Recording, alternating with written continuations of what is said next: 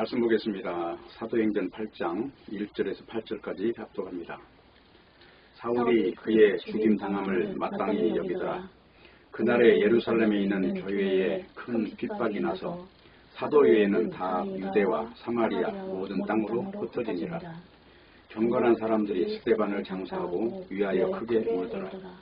사울이 교회를 전멸할세 각 집에 들어가 남녀를 끌어다가 옥에 넘기니라.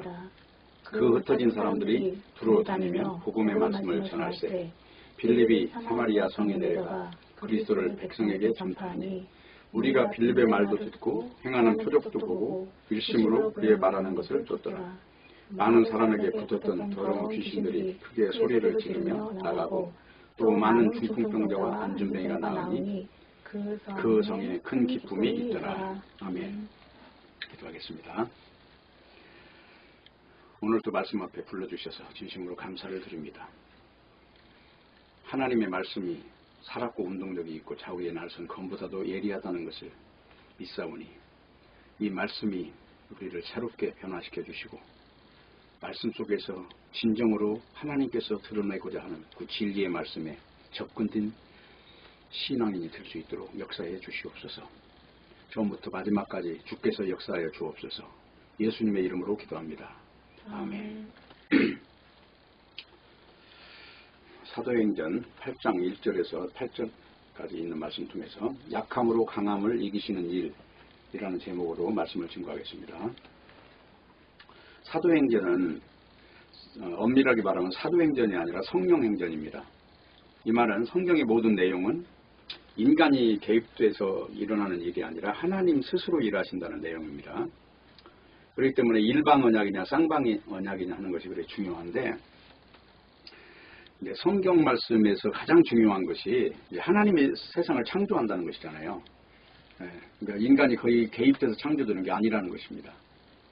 그런데 그 창조 이야기마저도 이제 하나님이 그 창조한 세계를 다 심판해서 없애버리고 다시 새하늘과 새 땅을 창조한다는 얘기가 성경 이야기이기 때문에 어떻게 보면 이 첫 번째 창조마저도 그걸 창조로 봐서는 안 되는 거예요. 그 이면에 다른 말을 지금 말씀을 하고 계시다는 것입니다. 왜 이 말이 이렇게 중요하냐 하면은 사람들이 오늘날 뭐 어디 가서 선교를 한다, 복음을 전한다, 나름대로 뭐 인간의 어떤 역할이 있어야 하나님이 영광을 받는다 이런 말들을 많이 하는데 사실은 성경 말씀에서 지금 그 하나님이 영광을 받는다는 말씀도 그런 인간이 어떤 일을 행함으로 영광 받는다는 것이 아니고 인간의 역할이 없어지는 것을 하나님이 영광 받는다고 그래요. 인간이 어떤 역할을 아주 뭐 하나님이 찬양 받으시 합당한 그 일을 함으로써가 아니라 예를 들어서 예수님이 십자가에 죽는 것을 가지고 하나님 영광 받았다 이런 말씀을 하신다는 거예요. 인간이 어떤 육적으로 가치를 부여할 만한 일을 통해서 영광 받는 것이 아니고 인간이 가치를 여기지 않는 걸 통해서 하나님이 영광을 받는다는 것입니다. 그렇기 때문에 이 성경에서 나오는 내용이 가장 중요한 내용이 몇 가지 있다면 그 중에 한 가지가 이제 선악과를 먹을 때 보암직하고 탐스러워서 먹었다는 거거든요. 먹음직하고 보암직하고 탐스럽다. 그것을 이제 죄라고 해요. 그걸 먹은 것을. 그러면 그 먹었는데 보암직하고 먹음직하고 탐스러운 것을 지금 안 먹고 우리는 어떤 걸 먹습니까? 맛없는 것만 골라서 먹습니까? 먹음직한 걸 먹는 것이고 보암직한 걸 찾아서 우리는 다 여행도 다니고 하는 거 아니겠어요? 그런 것을 가지고 지금 죄라고 한다는 거예요. 죄.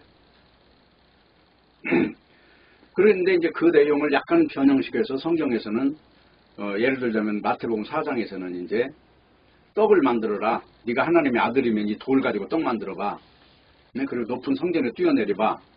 그리고 천하만국의 영광을 보여주면서 내게 절하면 다 줄게.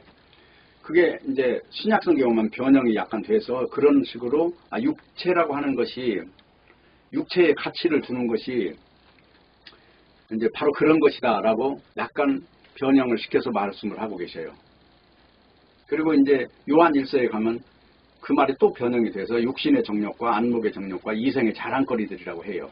왜 신자는 그런 쪽의 가치를 누리면 안 된다. 가치를 느끼면 안 된다. 그러면 뭘 가치를 느끼라고 하는 것이냐. 그거는 하나님이 보실 때 어떤 귀하게 보는 것들이 있다는 거예요. 우리 인간과 다르게.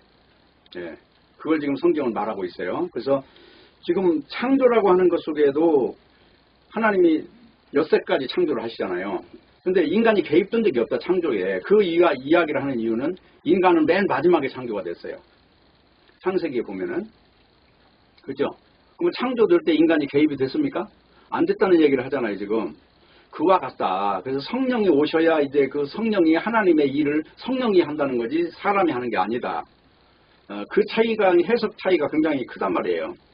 그래서 중요한 거는 성경 말씀은 하나님이 모든 일을 이루신다, 이 점에 초점을 두고 봐야 된다는 것이에요. 뭔가 부족해서 인간의 도움이 필요해서 오는 게 아니다.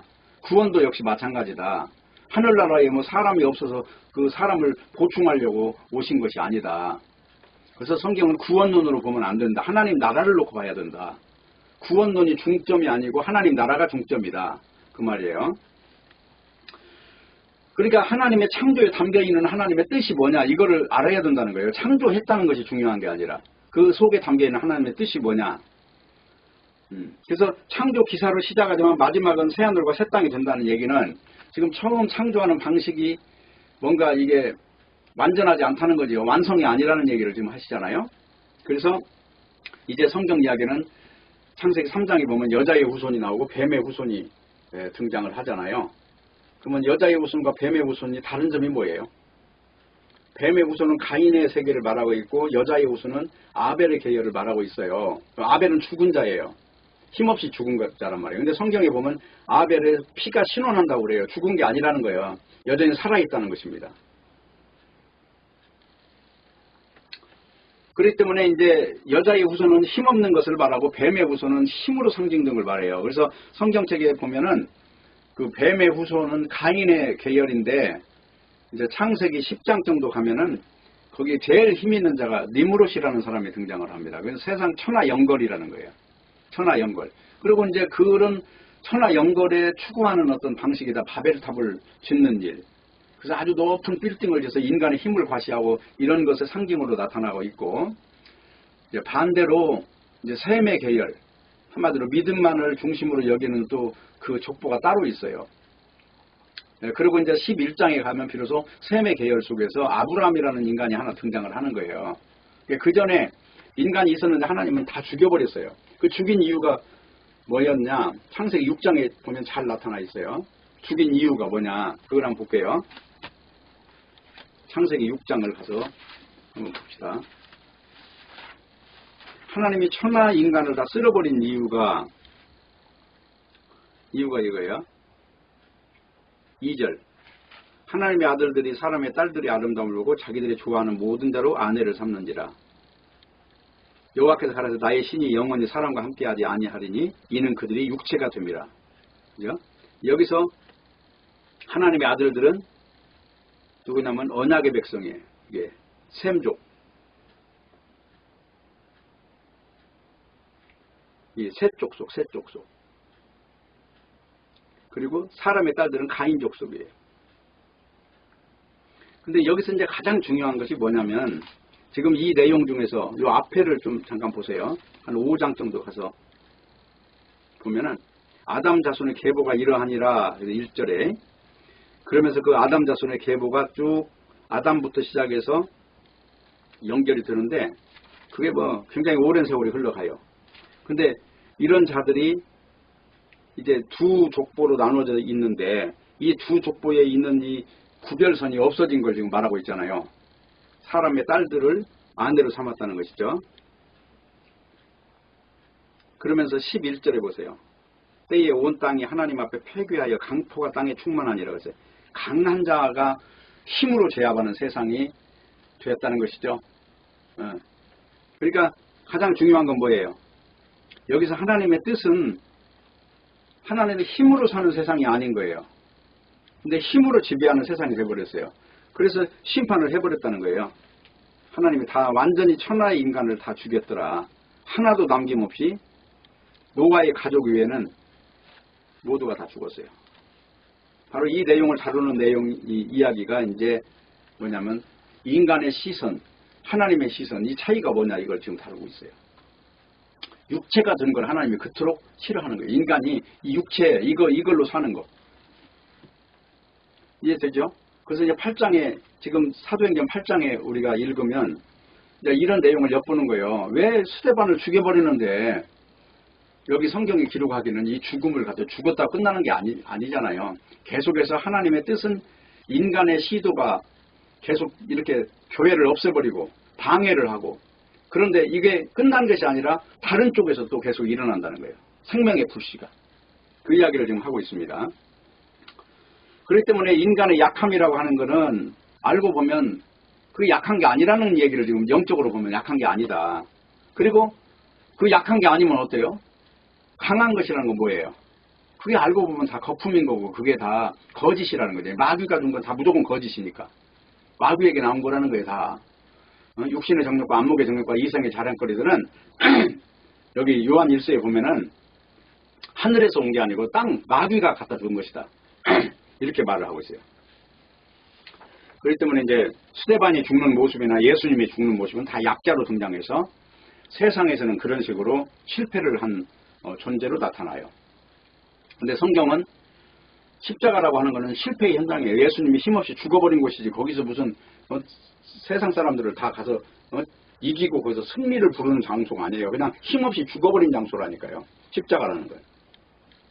근데 그걸 성경은 그걸 승리로 이야기하고 있다. 그대로 부활하셨으니까 물론 승리가 당연히 입증이 됐지만은 그보다는 하나님의 본질적인 시선은 약하고 강한 이런 것에 의미가 하나도 없어요.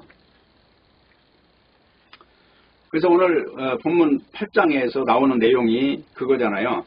사도 위에 다 흩어져 도망갔다는 거예요. 지금 핍박을 피해서 약한 자의 모습으로 다 뿔뿔이 도망갔는데 그 핍박을 피하여 도망간 그 자리에서 또 복음이 전해졌다는 걸 지금 말씀하고 있는 거예요. 그러면 이게 인간의 방식으로 막아질 수 있다는 겁니까? 없다는 겁니까? 인간의 방식으로 안 막아진다는 얘기가 결국은 하나님이 하신다는 거예요. 그러니까 우리가 복음을 전한다고 전해지는 게 아니라니까요. 성령이 역사하지만 복음을 아무리 전해도 안 전해져요. 네. 중요한 건. 그렇기 때문에 지금 핍박이 오니까 유대와 사마리아 흩어졌는데 사마리아는 유대인들이 개처럼 여기는 사람들이에요. 한마디로 상종을 안 해요. 그 만나면 아주 그냥 정말로 이 소금을 뿌릴 정도로 싫어하는 사람들인데 거기다 일반적으로 복음을 전하겠어요? 근데 상종하지 않는 그 사람들한테 복음을 전했다는 건 성령이 하신 일이라는 거예요. 이것도. 네.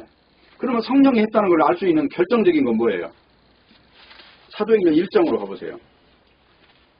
사도행전 1장을 가면은 자, 인간이 예수 그리스도 앞에서 이제 어떻게 변화되는가 하는 그 내용을 여기서 1장, 2장에서 다루고 있는데요. 사도행전 1장을 보면 4절 보세요. 사도와 같이 모이사 저에게 분부하여 가랐을 때 예루살렘을 떠나지 말고 내게 들은 바 아버지 약속하신 것을 기다리라. 그럼 여기서 예루살렘 떠났으면 어떻게 돼요? 제자들이. 이 복음이라고 하는 거는요, 하나님의 언약대로 했다니까요. 그 내용을 요 8절 보세요. 8절. 오직 성령이 너에게 임하시면 너희가 권능을 받고 예루살렘, 온 유대, 사마리아 땅끝까지 내 증인이 되리라. 이 방식대로 되는 거예요. 그런데 지금 이 내용을 요 앞에다 갖다 놔도 무방해요.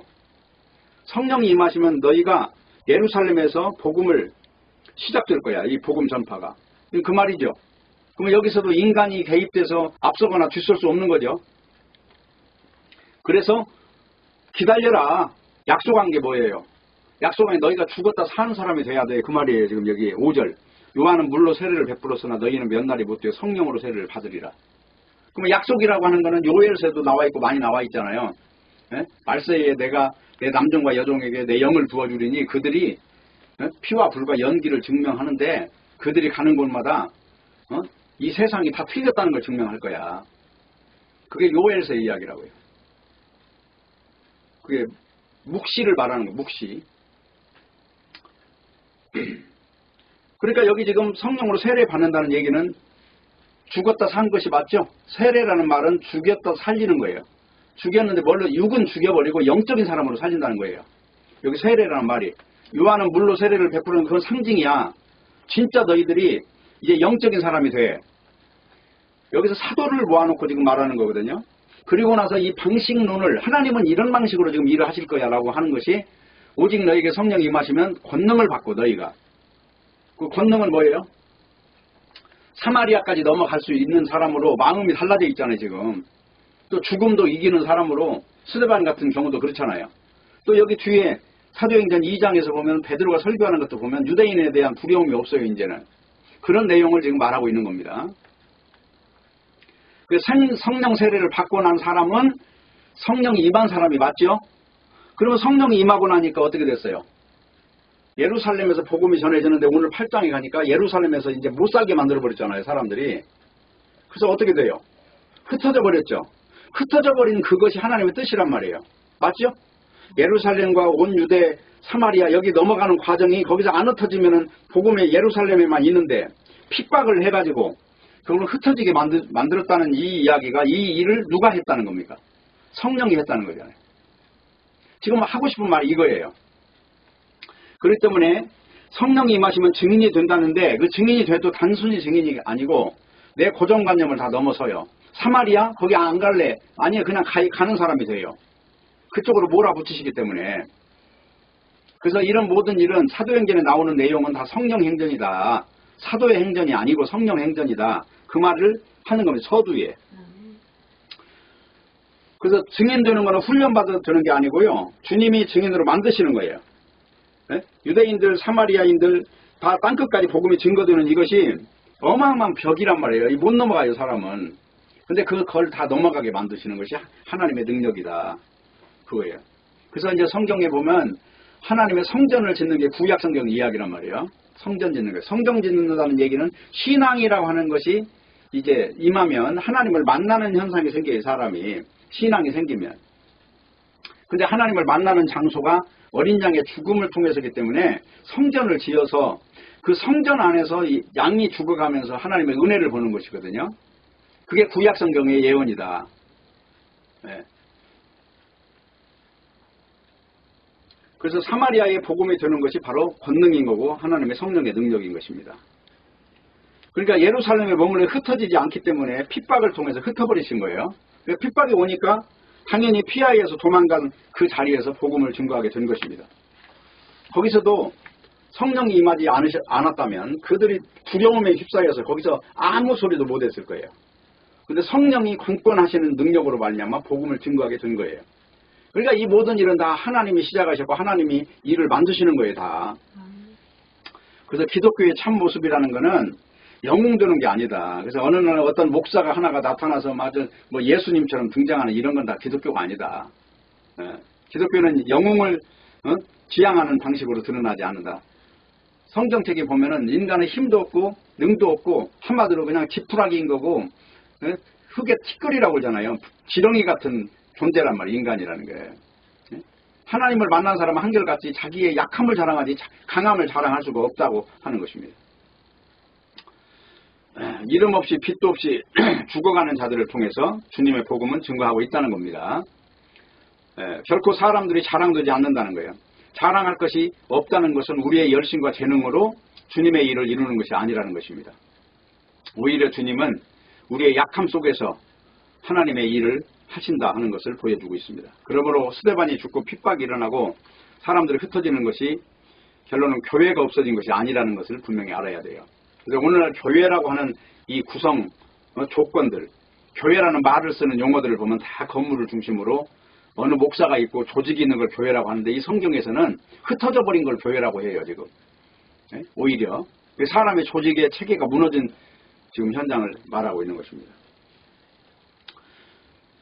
그래서 오늘 이제 본문에서 사도행전 8장에서 오늘 3절 보면은 사울이 교회를 잔멸할세 각 집에 들어가 남녀를 끌어다가 옥에 넘기니라 이렇게 되어 있어요. 사울이 교회를 잔멸해서 옥에 넘긴다는 얘기는 씨도 없이 없애버린다는, 씨도 없이 다 그냥 뿌리째 뽑아버리겠다는 거예요. 근데 나중에 이 사울이라고 하는 사람이 조금 넘기면은 9장에 가면 이제 비로소 예수님을 만나요. 9장 1절에 하면 사울이 주의 제자들을 대하여 여전히 위협과 살기가 등등하여, 그런데 여기서 바로 예수 그리스도를 만나게 되는 거예요. 3절 보면 사울이 행하여 다메섹에 가까이 가더니 호련히 하늘로서 빛이 저를 둘러 비추는지라 땅에 엎드려져 들으며 소리 있어 가라사대 사울아 사울아 네가 어찌하여 나를 핍박하느냐 하시거늘 대답하여 주여 뉘시오니까 가라사대 나는 네가 핍박하는 예수라. 예? 그러면서 여기서 예수님이 사울에게 나타나서 사울이 여기서 무너지는 거예요. 그래가지고 이 사울이라는 사람이 이름이 달라져요. 전혀 다른 존재로 바뀌어버리는 거예요. 그러면서 이 사도행전 후반에 가면은 사울이, 이제 사도 바울의 행적이 쭉 드러납니다. 어쨌든 이런 과정을 통해서 사울이라는 사람이 이제 달라졌다. 여기 불과 요 8장에서 시작된 이 잔멸하고 죽이고 하는 것이 한 장 넘어가면 이렇게 달라져요. 그 내용이 지금 사도행전 이야기다 하는 것이고, 중요한 건 기독교라는 것은 영웅을 다루지 않는다 하는 거예요. 그래서 이제 기독교의 가치관은 뭐냐면 고린도전서 1장 26절입니다. 형제들아 너희를 부르심을 보라. 육체를 따라 지혜에 있는 자가 많지 아니하며. 그러니까 육체의 어떤 가치관 이거 다 없어진 자리예요. 교회라는 거. 아니하며 문벌 좋은 자가 많지 아니하도다. 문벌이란 건 뭐예요? 어떤 학적 차원에서 차원 높은 존재들이 없다는 거죠. 그러나 하나님께서 세상에 미련한 것들을 택하여 지혜 있는 자들을 부끄럽게 하려 하시고 세상에 약한 것들을 택하사 강한 것들을 부끄럽게 하려 하시며. 이게 전혀 다르다. 세상에 약한 것들이 강한 것을 이긴다. 28절. 하나님께서 세상에 천한 것들과 멸시받는 것들과 없는 것들을 택하여 있는 것들을 폐하려 하시나니 이는 아무 육체라도 하나님 앞에 자랑치 못하게 하려 하심이라. 이 목적이 하나님의 방식이 이렇다는 거예요. 그래서 구약 성경에 나오는 과부와 고아와 나그네 항상 중심이에요. 그들이 11조도 그들을 위해 쓰는 거예요. 11조. 그겁니다. 그래서 하나님이 왜 이런 약한 자들을 사용하시느냐? 그거는 육체라고 하는 거 이게 가짜이기 때문에 그래요. 육체는 자랑거리가 아니다. 사람 안에서 끊임없이 솟아나는 자기 자랑, 이것이 사실은 마귀의 방법이거든요. 그러므로 예수를 믿는다는 것은 다른 거 아니에요. 자기가 얼마나 비참한 존재이고 얼마나 약한 존재인가 이걸 아는 거예요. 그래서 약한 것이 곧 강합니다. 그 말이 약할 그때에 가장 강하다는 얘기를 쓰는 이유가 뭐냐면 신앙의 현장은 강하고 야 나 승리했고 나 이제 뭔가 갖췄어가 아니에요. 가장 형편없는 그 자리에 하나님이 지금 최고로 강력하게 역사한다는 것이거든요. 성경 이야기는 바로 그거다. 우리도 역시 하나님 앞에서 연단받는다는 것은 자기 부정이잖아요. 나라고 하는 이름이, 이 육체라고 하는 이름이 아무 의미 없는 거야. 그거에 눈을 뜨는 것이잖아요. 그러고 나면 육신 자랑하는 것처럼 어떻게 보면 소모적인 것이 없는 거죠. 육신이라고 하는 거, 이걸 가지고 가치를 논하는 것 자체가 지금 하나님 볼 때는 그게 한마디로 그냥 화약을 짊어지고 불 속으로 가는 것과 같이 보신다는 것입니다. 그 자기 자랑이라고 하는 것에서 벗어나는 거, 이게 신앙이에요. 그러니까 사도 바울도 자기가 교인 중에 교수라고 하는 이유가 뭐예요? 자랑거리가 없는 자를 뽑는 거잖아요. 하나님은. 이게 그 사람은 공부를 좀 했어도 빌립보서에 보면은 자기가 빌립보서 한 2장 정도 가면 그 내용이 나오거든요. 한번 읽어볼게요.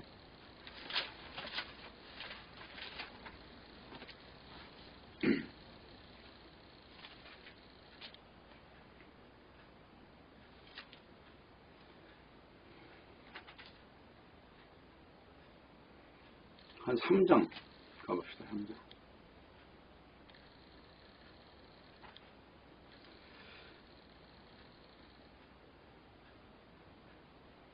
(4절부터) 보면은 그러나 나도 육체를 신뢰할 만하니, 여기서 육체를 자랑할 만하니 그렇게 표현해도 돼요.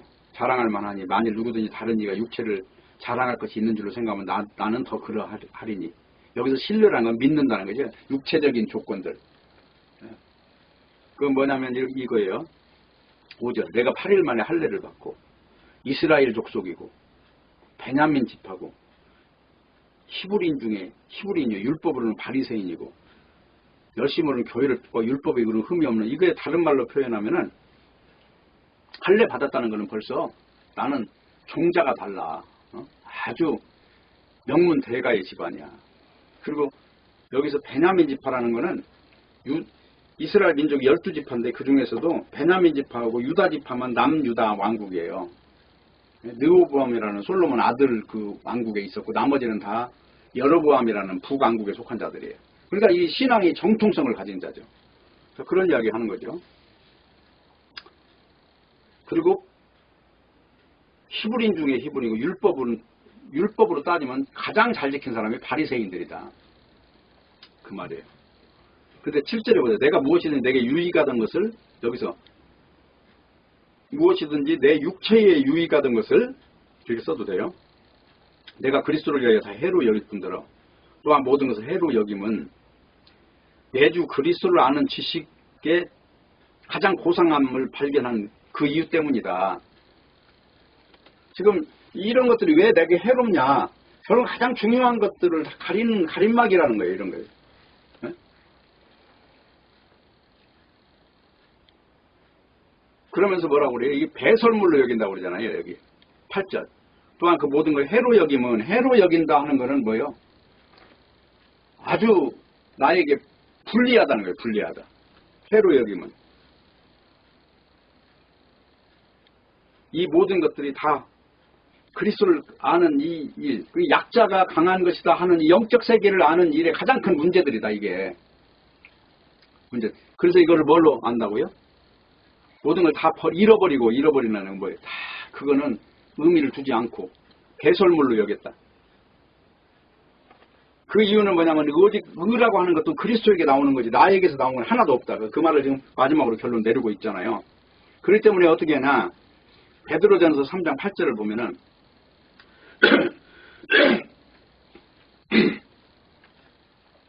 이렇게 나와 있어요. 마지막으로 말하노니 너희가 다 마음을 같이하여 체휼하며 그 말은 뭐래요?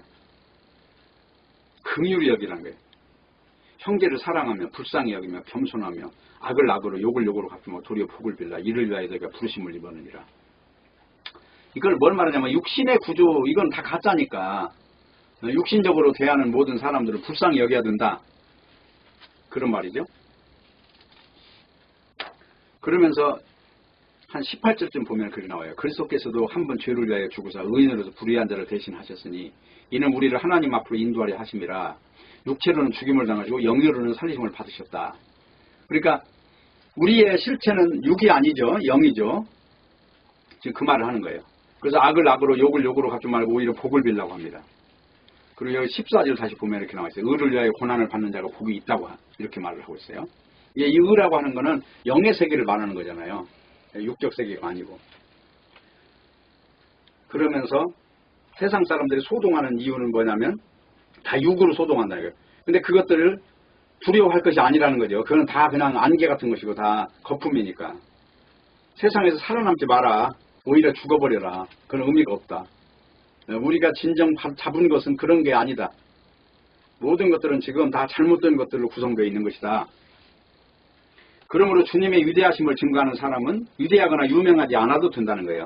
흩어진 사람들이 자기들도 두려워해서 피했는데 그러나 복음을 증거하게 된 거예요. 거기서 약한 존재가 전할 수 있는 것이란 말이에요. 강한 자가 나 신앙으로 승리했어. 그러니까 나는 복음 전해. 그게 아니라는 거예요. 그러므로 주님의 위대하심을 증거한다는 것은 큰 핍박으로 우리는 흩어졌는데 중요한 것은 이 약점을 이미 안고 우리는 주님만 의지한다. 그 말을 지금 증거한 것이잖아요. 그래서 주님의 약속대로 예루살렘에서 유대로 사마리아 땅까지 복음이 증거된 모든 것들도 다 사실은 약자들, 인간들, 힘없는 자들, 나를 내세울 것이 없는 자들, 오직 불쌍히 여기소서, 긍휼히 여기소서 이 말밖에 할 수 없는 자들의 신앙 고백인 거예요. 그래서 신앙이라는 건 이 땅에서 누가 잘 살았냐 이게 아니에요. 사느냐 죽느냐의 문제도 아니라는 거예요. 누가 성령으로 거듭난 사람인가 이걸 물어야 된다는 거예요. 누가 자기 육체 자랑하지 않고 성령으로 살았는가. 그게 신앙의 현장이라는 것입니다. 그래서 신앙적인 사람은 자기의 의를 자기가 지키려고 나서지 못한다는 거예요. 오늘 본문에도 지금 흩어졌다는 얘기는 약해서 흩어진 거잖아요. 싸워서 이긴 게 아니잖아요. 지금 도망갔으니까. 그래서 마태복음 23장 35절에 보면 이렇게 나와 있어요.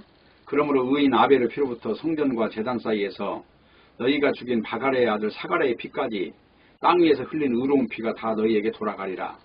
내가 진실로 너희에게 이르노니 이것이 다 이 세대에게 돌아가리라. 이렇게 기록되어 있어요. 그러면 이 두 사람이 나오죠. 아벨 나오고 여기 바갈의 아들 사가랴가 나오는데 이 두 사람 다 이제 선지자예요. 선지자인데 이 아벨은 창세기에 나오는 가인의 아우고 그래서 양의 서석기로 제사를 드린 것으로 의롭다 여김을 받은 존재고 여기 사가랴는 선지자란 말이에요. 근데 이 유대인들한테 죽은 거예요. 유대인들은 왜냐하면 종교가 육적 종교니까. 그래서 처참하게 살해를 당했어요. 그러니까 신자와 불신자의 차이는 딴 게 하나도 없어요. 자기 의를 포기하는 자냐 자기 의를 잡고 있는 자냐 이 차이밖에 없는 거예요. 그래서 불신자는 최종적으로 다른 건 없어요. 그래도 내가 체면은 지켰네. 이렇게 의로운 자로 남기를 원하는 거예요. 불신자의 특징은. 다른 건 다 포기해도 내 죽음 앞에서까지 내 의를 포기할 수는 없다. 나는 의로운 자로. 아, 우리 아버지는 어떤 아버지였어. 좋은 아버지였어. 이 평판만은 받고 싶어 한다는 거예요. 이게 인간의 실존이라는 것입니다. 그렇기 때문에 교회가 생명력이 있다는 말은 성령에 의해서 그리스도를 믿고 인간 자랑이 없어야 된다는 거예요. 예배당이라고 하는 이 곳에 지금 기생하고 있느냐 아니냐 이건 의미가 없어요. 예배당 문을 빠져나갔다 해도 흩어졌다 해도 거기 가서 예수만 말할 수밖에 없는 존재가 됐다면 그게 생명력 있는 교회라는 거예요. 그래서 교회라는 거는 문을 닫고 열고 차원이 아니에요. 간판이 있느냐 없느냐 이 차원도 아니에요. 교회라는 건 성령님이 살아계시는 한 이 교회는 죽지도 않고 없어지지도 않는 거예요. 그래서 성경에는 교회를 발생이라고 말해요. 발생. 교회라는 거는 이 지속이 아니다. 예루살렘에서 계속 지속되는 이게 아니에요. 세상은 달라지기 때문에. 그리고 오늘날 예루살렘에 가서 신앙을 찾아보세요. 거기는 신앙이 없는 곳입니다. 지금 예루살렘에 가면. 그래서 하나님은 교회라는 간판으로 일하시는 게 아니라 이렇게 보이지 않는 방식으로 일하신다는 것입니다. 그래서 하나님은 여러분의 심령 속에서 살아계셔서 여러분을 붙드시고 여러분을 사용하심으로써 결국은 엄밀히 말하면 여러분이 전도하는 게 아니라 성령께서 전도하신다는 거예요. 그래서 교회에 핍박이 나서 모든 성도가 흩어졌다면 그것은 그 교회의 확산이라고 봐야 되는 거예요. 흩어진 것이 확산이다. 핍박으로 인해서 교회가 흩어질 때 복음이 중단되었다면 성령의 역사는 무의미하지만 계속해서 성경이 약속한 대로 성령이 임하시면 다시 말하면 성령이 일하시면 그 뜻이죠. 성령이 일하시면 너희가 복음 증거자가 될 거야. 복음 증거자가 되는데 이렇게 간판에 매이거나 이 육체에 매이는 교회를 하는 게 아니라 이미 여기서 자유를 얻은 자로서의 사역을 할 거야. 지금 그 말이에요.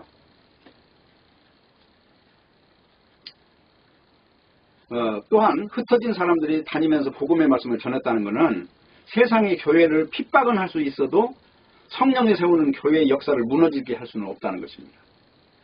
그렇기 때문에 우리가 신자로서 깊이 생각해야 될 것은 신자는 예배당에서 신자가 아니고 흩어진 이후의 신자예요. 그걸로 증명하는 겁니다. 그래서 오늘 본문 5, 6절 보면은 빌립이 사마리아 성에 내려가 그리스도를 백성에게 전파하니 우리가 빌립의 말을 듣고 행하는 표적도 보고 일심으로 그의 말하는 것을 쫓더라 이렇게 기록이 되어 있어요. 이 말은 유대와 사마리아 흩어진 사람들 중에 빌립이라고 하는 집사가 복음을 전했는데 그 무리들이 빌립의 말을 듣고 행하는 표적도 봤다는 거예요. 그러면 표적은 뭐냐면 딴 게 아니고 중풍병자가 고쳐지고 안진뱅이가 일어났다고 나와 있어요. 자, 다시 한번 볼게요. 8장에 7절 많은 사람이 붙었던 더러운 귀신들이 크게 소리를 지르며 나가고 또 많은 중풍병자와 안진뱅이가 나으니 그 성에 큰 기쁨이 있더라 그랬어요. 여기 중풍병자와 안진뱅이라는 것은 위치를 말하는 겁니다. 안진뱅이나 중풍병자는 하나님을 만날 수가 없는 자예요. 근데 지금 하나님을 만난 거예요. 귀신이 떠났다는 얘기는 하나님의 영에 사로잡혔다는 거죠. 자, 지금까지는 귀신에게 사로잡혔는데 그 귀신의 특징은 뭐예요? 보암직하고 먹음직하고 탐스러운 이 육에 속한 걸 가지고 힘을 구사하는 존재들이에요. 다. 마귀, 귀신, 사탄 다 이 똑같은 말이에요. 예. 근데 떠났죠. 복음이라고 하는 것이 그렇게 한마디로 인간의 그 육에 묶여있는 이것을 해방을 시켜주는 그런 능력을 가지고 있는 것입니다. 그러니까 여기서 보니까 뭐라고 나와요? 빌립의 말을 듣고 빌립이라고 하는 사람이 가지고 있는 그 영적 상태가 전해졌다는 거죠. 지금 빌립이 갖고 있는 영적 상태가 이 사람들에게도 전해졌다는 거예요. 그것이 다른 말로 귀신이 떠나갔다는 거예요. 그러니까 헛된 것에 붙잡힌 것이 전부 다 보이는 거예요. 그래서 성경은 보이는 것이 아니라 보이지 않는 것을 믿으라는 거예요. 골로새서 1장 한번 보겠습니다. 믿음이라는 것은 보이는 것을 믿는 게 아니다. 믿음이라고 하는 것은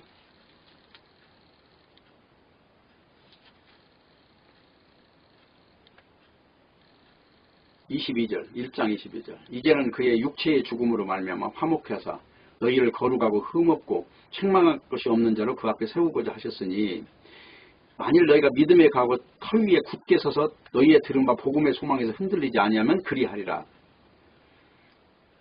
이게 뭘 말하냐면요. 육체라고 하는 그것을 초월해버렸다는 거잖아요. 예수님이. 이 육체를 십자가에 버려버린 거잖아요.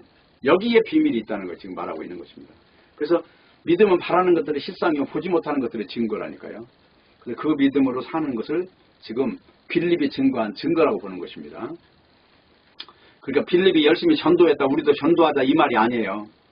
그냥 복음이라고 하는 것은 약자로 서는 것이고 흩어지는 것이고 도망가는 것이고 그런 존재를 서로 인정하고 여기 성경에 보면 그러잖아요. 서로 불쌍히 여기고 긍휼히 여기고 그를 한마디로 책망하지 말라는 거예요. 다 우리가 똑같은 존재니까.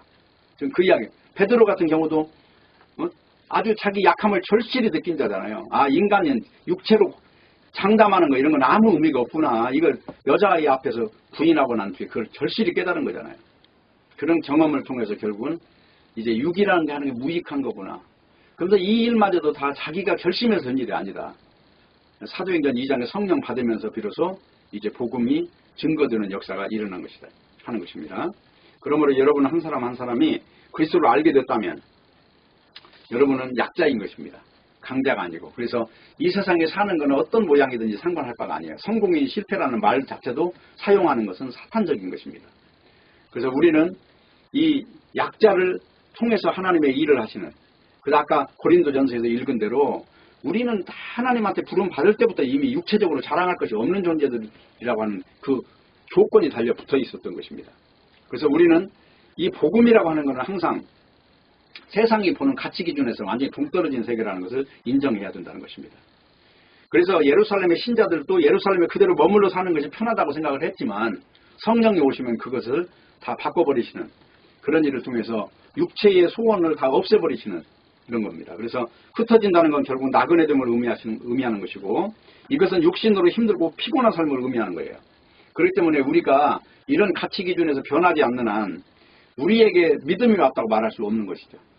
그래서 믿음이라는 것은 보이지 않는 것이고 약한 것 속에서 하나님이 일하시는 것이고 그래서 우리는 우리에게 주어지는 직장이 됐든 집이 됐든 환경이 됐든 이런 것에 불만을 가지는 경우가 많지만은 하나님 볼 때는 그렇지 않다는 것입니다. 그래서 이러한 그 영적 질서 안에서 우리가 하나님을 섬기되 영으로 섬기는 신자들이 되시기를 바라고 모쪼록 오늘 이 사도행전 8장을 통해서 이렇게 사울이 복음을 잔멸하고 있는 상황이지만 잠시 한 장 넘어가면 다시 전혀 새로운 사람이 되는 것처럼 우리 앞에 일어나는 일을 우리는 알 수도 없는 것이고 성령의 역사를 우리는 감히 추측할 수 없는 것입니다. 우리는 단지 이런 주어져 있는 환경 속에서 감사와 찬양으로 하나님께 영광을 돌리는 것이고 주어져 있는 일을 통해서 하나님의 영의 세계가 얼마나 육의 세계와 다른가 하는 것을 입증해 나가는 그런 신자들로 사는 것이 중요하다는 것입니다. 모쪼록 여러분 속에 하나님의 성령이 충만하셔서 성령의 권능에 따라 복음을 옷 입고 하나님이 예수 그리스도의 의의 옷을 온전히 의지하는 모두가 되시기를 바랍니다. 기도하겠습니다. 하나님 아버지 감사합니다. 오늘 또 말씀을 주셨사오니 말씀과 같이 주님의 성령의 능력으로 사는 저희들이 되게 하여 주시옵소서. 예수님의 이름으로 기도합니다. 아멘.